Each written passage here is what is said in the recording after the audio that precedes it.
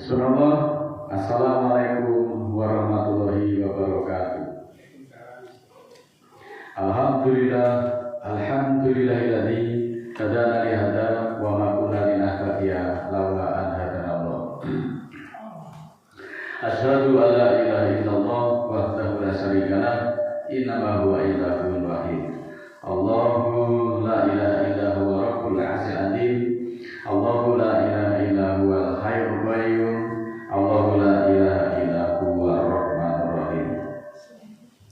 Muslimin muslimat yang dimuliakan Allah, mengawali majelis yang mulia pada kesempatan ini, marilah senantiasa kita mengaturkan puja dan puji kehadirat Allah satu-satunya tanpa serikat atas kesempatan, kesehatan dan kerahmatan serta keberkahan yang sengaja dilimpahkan kepada hamba-hamba yang beriman. Saudaraku, sebagaimana kita telah pahami selama ini bahwa manusia itu diberi perangkat yang disebut hati. Namun demikian ini ada yaitu perangkat yang berupa perangkat fisik dan perangkat non fisik. Hati yang disebut sebagai perangkat fisik itu biasanya disebut dengan liver. Organ ini merupakan organ terbesar yang dimiliki oleh manusia, dan organ ini terletak di bagian kanan atas perut dan terlindungi oleh tulang diafragma. Fungsi hati sangat penting bagi tubuh, yaitu untuk menetralisir racun-racun dan menghasilkan protein sehingga dapat membantu proses pembaguan darah. Nah, fungsi hati yang terganggu bisa terdampak atau berdampak pada terganggunya fungsi organ tubuh yang lain seperti infeksi hepatitis seperti virus hepatitis A, hepatitis B, C, D, dan E serta kelainan genetik. Kemudian bisa menyebabkan kanker, dan juga fungsi hati yang terganggu bisa berdampak pada terganggunya organ tubuh yang lain seperti penimbunan lemak serta gangguan sistem imun. Saudaraku, sedangkan perangkat non fisik yaitu hati nurani atau yang biasa disebut dengan kalbu. Nah, kalbu ini letaknya ada di tengah-tengah dada, dan kalbu atau yang sering disebut hati nurani ini merupakan komponen inti dari segala perilaku manusia. Jika kalbunya atau hatinya itu baik, maka perilaku zahirnya juga akan baik. Begitu pula sebaliknya. Penyakit yang ditimbulkan oleh kalbu ini seperti iri, dengki, dendam, sakit hati, marah, kecewa, dan sejenis itu yang lainnya.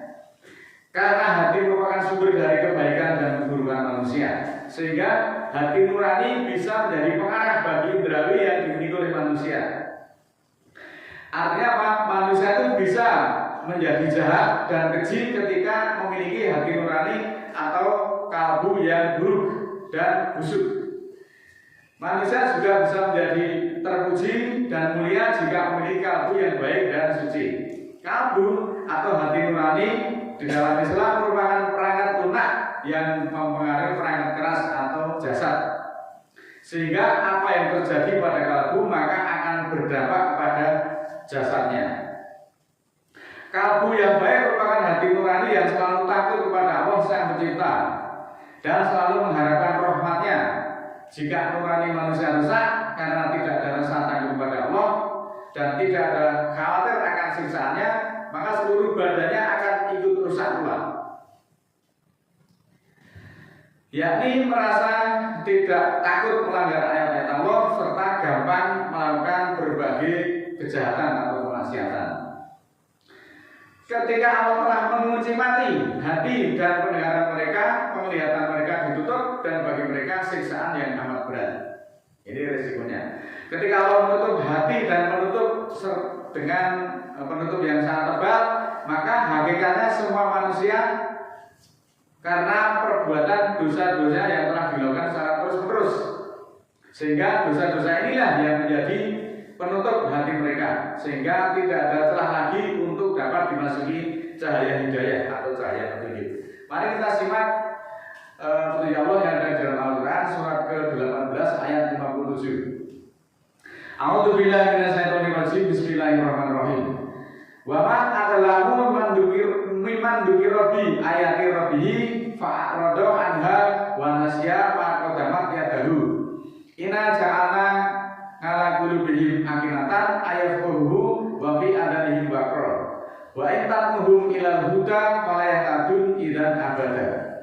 Yang artinya, siapakah yang lebih dolim dari orang-orang yang diberi peringatan dengan ayat-ayat dari Tuhannya, lalu mereka berpaling daripadanya dan melupakan apa yang dilakukan oleh kedua tangannya.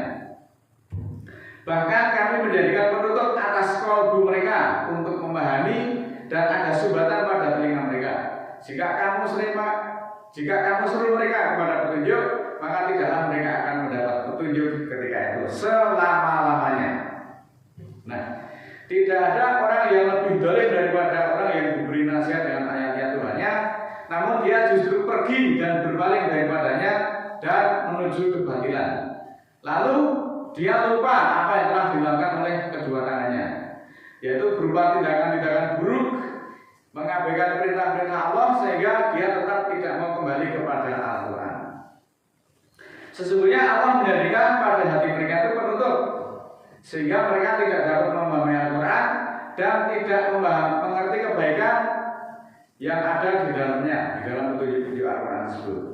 Dan Allah menjadikan pada telinga-telinga mereka ada sumbatan yang menyerupai ketulian atau budek atau bolak, sehingga ketika diberi nasihat Al-Quran, nasihat itu tidak akan bisa didengarnya atau pura-pura tidak mendengar, sehingga mereka tidak dapat mendengar dan tidak dapat memperoleh manfaat daripadanya. Apabila diajak untuk beriman, mereka tidak menerima dan tidak mengetahui jalan menuju Allah selama-lamanya. Ini risikonya. Maka hati yang kering, yang mati, kering dan gelap tidak akan merasakan apapun. Hati yang mati, hati yang kering dan gelap tidak memiliki kepekaan spiritual. Bahasa Jawanya dablek. Hati yang tidak merasa menyesal karena telah meninggalkan ibadah, seperti meninggalkan kajian, iktikaf, meninggalkan sholat Jumat, tidak puasa dan kegiatan-kegiatan ibadah lainnya, ditinggalkan itu tidak merasa betul, tidak merasa menyesal. Itulah, saudaraku, salah satu tanda kematian hati atau kematian kalbu, yaitu tidak adanya kesedihan atas kesempatan ibadah yang terlewatkan dan tidak adanya penyesalan atas kekhilafan yang pernah dilakukan. Surat Al-Baqarah ayat 7, surat kedua ayat 7, khatamallahu ala qulubihim wa ala sam'ihim wa ala absarihim ghishawatun wa lahum adzabun alim. Allah menutup hati atas hati mereka dan pendengaran mereka, dan atas pemandangan mereka ada penutup untuk mereka siksaan yang besar. Saudaraku, pada ayat ini Allah mengisyaratkan telah mengunci hati dan pendengaran mereka. Pada penglihatan mereka ada penutup, dan bagi mereka azab yang sangat berat. Karena mereka ingkar dan menutup diri pada kebenaran dari Allah, maka Allah telah mengunci hati mereka dengan sekat yang tertutup rapat, sehingga nasihat ataupun hidayah tersebut tidak bisa masuk ke dalam hati mereka. Dan pendengaran mereka juga seakan-akan terkunci, sehingga tidak pernah mendengar kebenaran dari yang datangnya dari Allah. Demikian pula penglihatan mereka yang telah tertutup, sehingga tidak melihat tanda-tanda kekuasaan Allah yang dapat mengantarkan kepada keimanan, dan sebagai akibat mereka akan mendapatkan azab yang sangat berat. Kalbu yang mati, yang kering dan gelap tidak akan menganggap waktu ibadah atau waktu kebaikan sebagai kesempatan emas yang harus dipenuhi sesuai haknya, sehingga hati yang mati dan kering tidak akan menyesali kesempatan ibadah yang terlewatkan. Jadi orang ngaji, orang Jumatan, orang salat, itu mereka tidak merasa getun, tidak merasa kecewa, tidak merasa menyesal. Kematian dan kekeringan serta kegelapan inilah yang merusak dan menyakitkan hati, karena semua itu akan membuat mereka itu jauh dari rahmat Allah. Dan sebaliknya justru mereka akan mendatangkan kemurkaan dari Allah. Manakah yang lebih rusak? Keimanan melebihi kematian dan kekeringan hati. Sedangkan penyesalan itu dapat membangkitkan seseorang untuk memperbaiki diri dan memanfaatkan kesempatan yang masih tersisa. Kesempatan hidup kita itu tersisa sampai kapan kita tidak akan tahu. Tapi ya hati-hati yang mati itu tidak akan pernah menyesal ketika meninggalkan semua ibadah, termasuk mendatangi majelis-majelis mulia, majelis ilmu seperti ini. Tidak datang, itu orang merasa getun, orang merasa kecewa. Karena kolbunya memang sudah tertutup. Yang bisa membuka hanya Allah dan dirinya sendiri. Kemudian Allah menjanjikan surat 9 ayat 68, wa'adallahul munafiqina wal munafiqati wal kuffara nar jahannam khalidina fiha hiya hasbuhum wa la'anahumullahu wa lahum adabun muqim.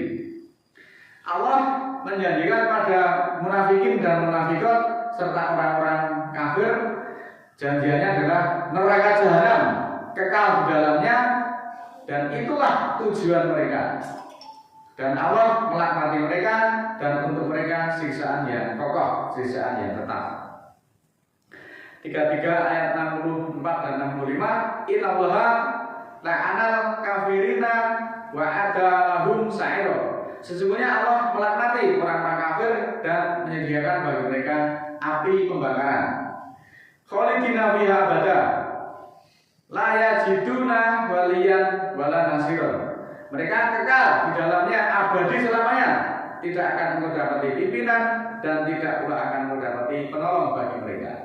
Oleh karena itu, saudaraku, sebagai umat muslim kita senantiasa diperintahkan untuk selalu meminta kepada Allah agar dikaruniai hati nurani yang baik, sebagaimana yang dicontohkan Rasulullah melalui Al-Quran.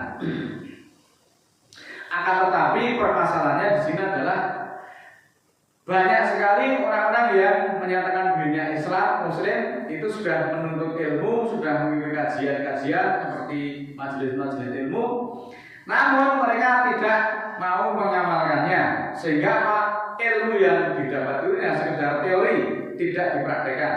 Padahal ilmu yang tidak diamalkan itu sama halnya seperti pohon yang tidak berbuah. Akibat kolbu yang tertutup dan mengeras dapat menyebabkan perilaku manipulatif. Berikut ini beberapa akibat dari kolbu yang tertutup. Kolbu yang tertutup tidak dapat melihat, tidak dapat mendengar, tidak dapat memahami, dan tidak dapat memikirkan jalan menuju hidayah. Kolbu yang tertutup mengakibatkan orang-orang itu malas untuk berbuat kebaikan. Dan kolbu yang tertutup itu tidak akan merasa tenang, akan merasa gelisah dan khawatir. Berbagai khawatir itu selalu menyelimuti kolbunya, sehingga sampai untuk mendatangi majelis salat Jumat saja khawatir, wah nanti meninggalkan pekerjaan bagaimana, kalau nasib saya, status saya, rezeki saya bagaimana, itu selalu khawatir.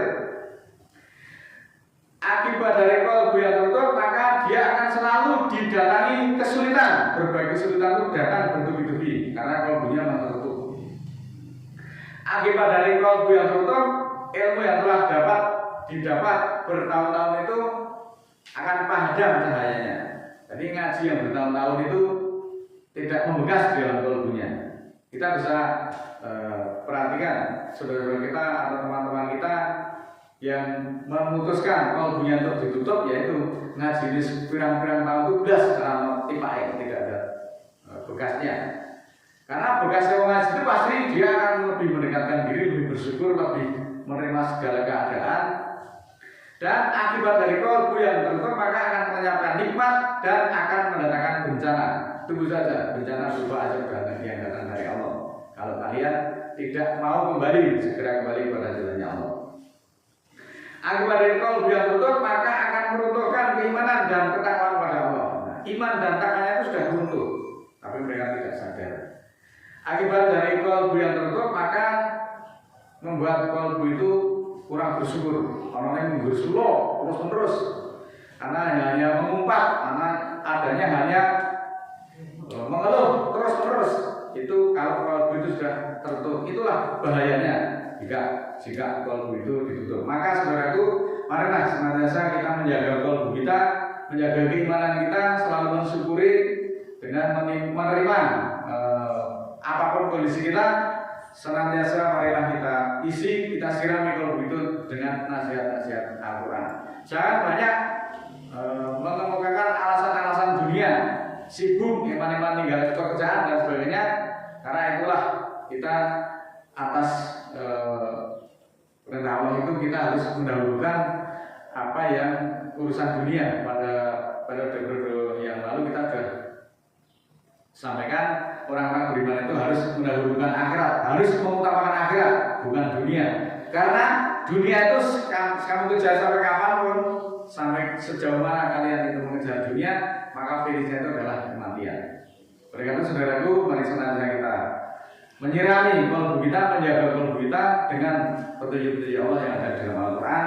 Mudah-mudahan Allah memberikan keberkahan kepada kita semuanya dan petunjuk senantiasa dilimpahkan kepada hamba-hamba yang beriman.